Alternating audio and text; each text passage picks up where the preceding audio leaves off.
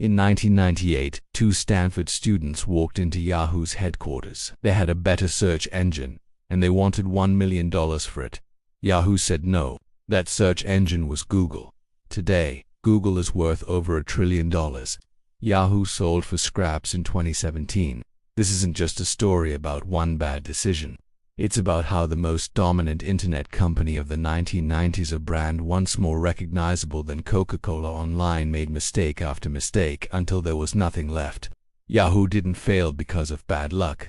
It failed because of bad choices. And those choices cost the company, its shareholders, and its employees one of the greatest opportunities in business history. By the end of this video, you'll see exactly how a trillion-dollar empire crumbled, and why the lessons from Yahoo's collapse matter more than ever in today's tech landscape. The internet used to be a chaotic mess. Then came Jerry Yang and David Filo, two electrical engineering grad students at Stanford who were procrastinating on their dissertations. Instead of research, they were compiling lists of interesting websites, organizing them into a directory. They called it Jerry and David's Guide to the World Wide Web. Friends started using it, then strangers. Within months, their little guide crashed Stanford's servers from traffic overload. They renamed it Yahoo, an acronym for yet another hierarchical officious oracle, though Jerry Yang later admitted he just liked the word because it meant rude and uncouth. By early 1995, Yahoo was a company. By 1996, it went public, and the stock exploded. What made Yahoo special wasn't just the directory. It was the vision of becoming your starting point for everything online. Yahoo Mail gave you free email. Yahoo News delivered current events. Yahoo Finance tracked your stocks. Yahoo Messenger lets you chat with friends. Need sports scores? Yahoo Sports. Want to buy something? Yahoo Shopping. Playing fantasy football? Yahoo invented that too. By the year 2000, at the height of the dot-com boom, Yahoo reached 500 million users worldwide. Its market valuation hit a staggering $125 billion. To put that in perspective, that's more than General Motors, Boeing, and Disney combined at the time. Jerry Yang and David Filo became billionaires in their early 30s. Magazines crowned Yahoo the undisputed king of the internet. But empires built on assumptions crumble when those assumptions change. The late 90s were intoxicating. Money flooded Silicon Valley. Yahoo was the envy of everyone, a profitable giant, while others burned cash. Yet, warning signs were flickering beneath the surface. Yahoo's search technology wasn't actually theirs. They licensed it from other companies, first from AltaVista, later from Google itself. Yahoo executives saw search as a commodity, not a strategic asset. After all, users came to Yahoo for everything else. Search was just another feature. Meanwhile, competition was evolving. AOL dominated the dial-up era. Microsoft, stung by missing the internet's early wave, poured billions into MSN. And in another Stanford dorm room, two PhD students named Larry Page and Sergey Brin were obsessing over search algorithms. Yahoo had choices to make. It chose distraction. Leadership became a revolving door. Tim Kugel stepped down as CEO in 2001. Terry Semel, a Hollywood executive with no tech background, took over. He treated Yahoo like a media company, not a technology innovator. Strategic focus splintered into a dozen different directions. When Larry Page and Sergey Brin offered to sell Google to Yahoo for $1 million, it wasn't arrogance that made Yahoo refuse. It was worse, it was indifference. Yahoo executives looked at Google's clean homepage and saw nothing special. Users spent less time on Google because it was so efficient. Less time meant fewer page views, which meant less ad revenue. Yahoo wanted users to stay and browse. Google wanted to give answers and send users on their way.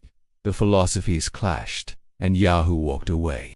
4 years later, in 2002, Yahoo realized its mistake. By then, Google was powerful. Acquiring it would cost $5 billion. Yahoo offered $3 billion. Google's investors wanted $5 billion. Yahoo refused. The deal died.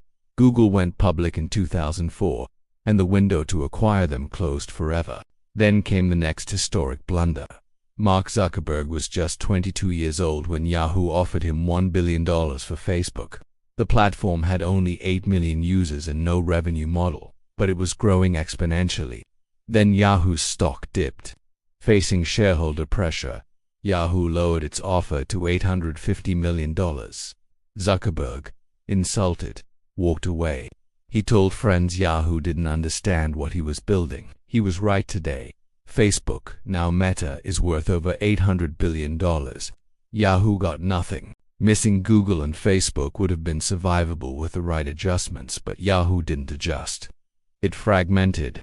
Yahoo Answers launched but became a meme for absurd questions rather than a trusted resource. Yahoo bought Flickr, the best photo-sharing site of the mid-2000s, then neglected it so badly that Instagram ate its lunch.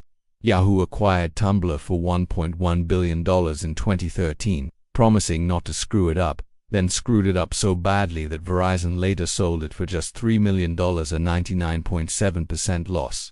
Leadership kept churning. Terry Semel resigned in 2007. Jerry Yang returned as CEO, only to reject Microsoft's $44.6 billion acquisition offer in 2008, a decision that enraged shareholders. Carol Bartz took over, then was fired over the phone. Marissa Mayer, a former Google executive, arrived in 2012 with huge fanfare but couldn't reverse the decline. Each new CEO brought a new strategy. Pivot to media, no. Pivot to mobile, no. Pivot to video. The company lurched from direction to direction while its competitors stayed laser-focused. Yahoo's infrastructure aged poorly. The company suffered massive security breaches, with 3 billion user accounts compromised in incidents that weren't fully disclosed for years.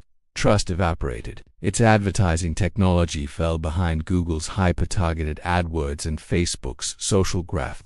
Advertisers followed the better return on investment. Mobile was the final nail in the coffin. While Google built Android and Apple perfected iOS, Yahoo treated smartphones as an afterthought. By the time Marissa Mayer prioritized mobile-first design, users had already abandoned Yahoo's apps for sleeker alternatives. In 2000, using Yahoo made you an early adopter. By 2010, it made you seem out of touch. The playful purple logo went from fun to dated. Redesigns couldn't fix the fundamental problem. Yahoo no longer stood for anything. Google meant search. Facebook meant social. Amazon meant shopping. What did Yahoo mean? A cluttered homepage, a relic. Internally, morale collapsed. Engineers left for Google, Facebook, and startups. Innovation died in bureaucracy.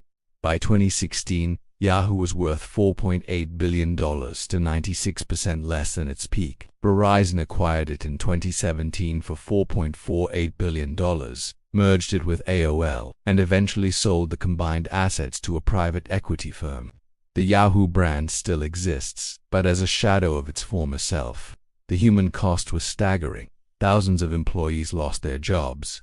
Shareholders watched billions evaporate. Yahoo's collapse teaches us 5 critical lessons. First, vision beats variety. Yahoo tried to be everything and mastered nothing. Focus creates value, distraction destroys it. Second, never dismiss emerging threats. Google and Facebook seemed small and niche until they weren't.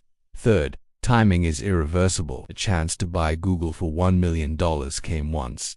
Hesitation doesn't delay opportunity. It destroys it. Fourth, leadership stability matters. Constant CEO changes meant constant strategy shifts. And fifth, acquisitions are strategic weapons. Buying Google or Facebook wouldn't just have been good deals. They would have reshaped the internet. Yahoo had everything: users, money, market position, and opportunity. It lost because of the decisions it made. So here's what matters now. Which of today's giants are repeating Yahoo's mistakes? Which companies are dismissing the next big thing, spreading themselves too thin, or clinging to past success while the future slips away? Because if Yahoo taught us anything, it's this: dominance is temporary, and every empire is one bad decision away from collapse. Thanks for watching. If you found this story insightful, be sure to like this video and subscribe for more deep dives into the stories that shape our world.